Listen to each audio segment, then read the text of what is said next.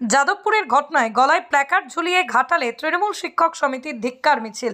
শিক্ষামন্ত্রী ব্রাত্য বসুর উপর যাদবপুর বিশ্ববিদ্যালয়ের বাম ছাত্রছাত্রীদের বর্বরোচিত আক্রমণের বিরুদ্ধে গলায় প্ল্যাকার্ড ঝুলিয়ে পশ্চিম মেদিনীপুর জেলার ঘাটালে ঘাটাল সাংগঠনিক জেলা তৃণমূল শিক্ষক সমিতির প্রতিবাদ মিছিল তৃণমূলের ঘাটাল ব্লক পার্টি অফিস থেকে শুরু হয়ে ঘাটালের ঘড়ি মোড়ে গিয়ে শেষ হয় এই ধিক্কার মিছিল।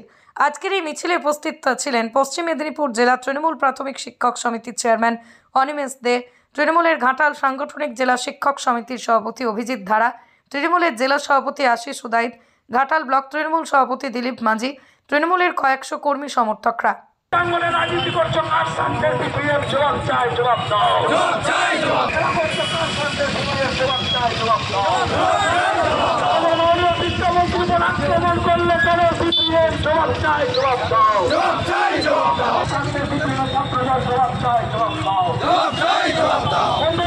প্রতিষ্ঠার লক্ষ্যে আমাদের গত 1 তারিখ আমাদের শিক্ষামন্ত্রী যাদবপুরে গেছিলেন একটি মিটিং করার জন্য।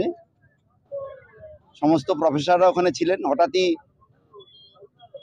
আকস্মিকভাবে কিছু বহিরাগত ছাত্র এবং ওইখানকার কিছু ছাত্র মিলে, যা সংবাদ মাধ্যমে দেখেছি, বহিরাগতরা উস্কানি দিয়ে আমাদের মন্ত্রীর উপরে আক্রমণ করায় এবং তাকে নিষ্ঠুরভাবে জীবনের মেরে ফেলার চক্রান্ত হয়। তার গাড়ির কাঁচ ভেঙে দেওয়া, তাকে আটকে দেওয়া, তাকে ফিরিয়ে দেওয়া, সমস্ত রকমের অপচেষ্টা করা হয়। আমরা তার বিরুদ্ধে আজকে ঘাটাল সাংগঠনিক জেলার পশ্চিমবঙ্গ তৃণমূল প্রাথমিক শিক্ষক সমিতির সমস্ত শিক্ষক শিক্ষিকাদের নিয়ে পথে নেমেছি, যাতে বাংলায় এই নৈরাজ্য বন্ধ করা হয়, বন্ধ হয়ে যায়। আমাদের এই মিছিল প্রতিবাদের মিছিল, শান্ত বাংলাকে অশান্ত করার জন্য সিপিএম, এসএফআই, অতি বাম দলগুলি এবং পেছন থেকে বিজেপি সবাই যেভাবে বাংলাকে অশান্ত করতে চাইছে, তার বিরুদ্ধে আজকে সাধারণ মানুষকে আমরা জানান দিতে এসেছি। যাদবপুর বিশ্ববিদ্যালয় সেটা বাংলার বাইরে নয়, সেটি একটি শিক্ষা প্রতিষ্ঠান মাত্র। যখন দেখছি যে লেজ কুকুর লড়াচ্ছে, সেদিন কিন্তু বাংলার মানুষ তারা বসে থাকবে না। কারণ বাংলার মানুষ তারা জানে যে পাগল কুকুর যখন পাগল হয়ে যায়, তার মাথায় বাড়ি মেরে দিতে হয়।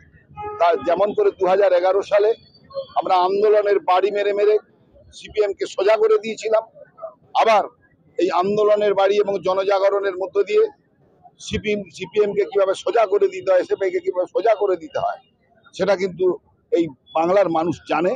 আজকে আচার্যরা সবাই পথে বেরিয়েছে।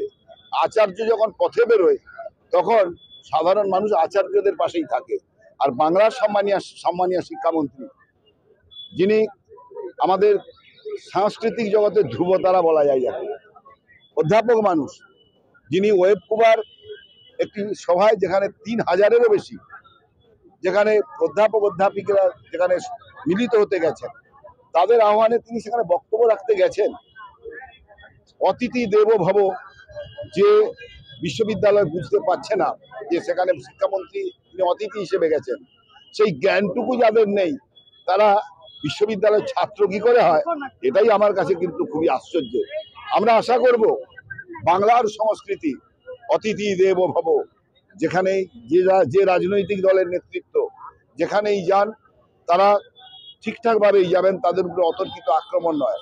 কোনো বক্তব্য থাকলে নিশ্চয়ই আমাদের সম্মানীয় শিক্ষামন্ত্রী তাদের শুনবেন, কিন্তু যে স্টাইলে কাজ করা হয়েছে, তাকে প্রাণে মারার যেভাবে চক্রান্ত করা হয়েছে, আমরা সেই রকম একটা তাদের এই জাতীয় আচরণ, এসএফআইয়ের আচরণ, এভাবে অতি বাম দলগুলির আচরণ আমরা ধিক্কার জানাই।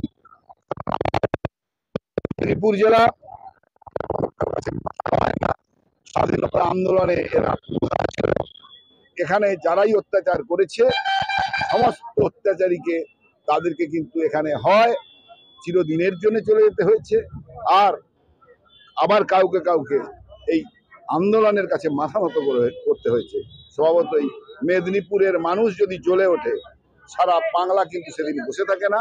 আজ মেদিনীপুর আবার নতুন করে তারা জ্বলে উঠল, কারণ আমাদের নেতা, যিনি শিক্ষামন্ত্রী, একজন ভদ্র মানুষ, তার উপরে যেভাবে ন্যাক্কারজনকভাবে অত্যাচার করা হয়েছে, আমরা কখনোই তাকে মানতে পারি না। তাই আমাদের কিন্তু আজকে পথে নামা। সেই পথে নেমে আমরা প্রতিবাদ জানিয়েছি এবং মানুষকে আমাদের কথা বলেছি।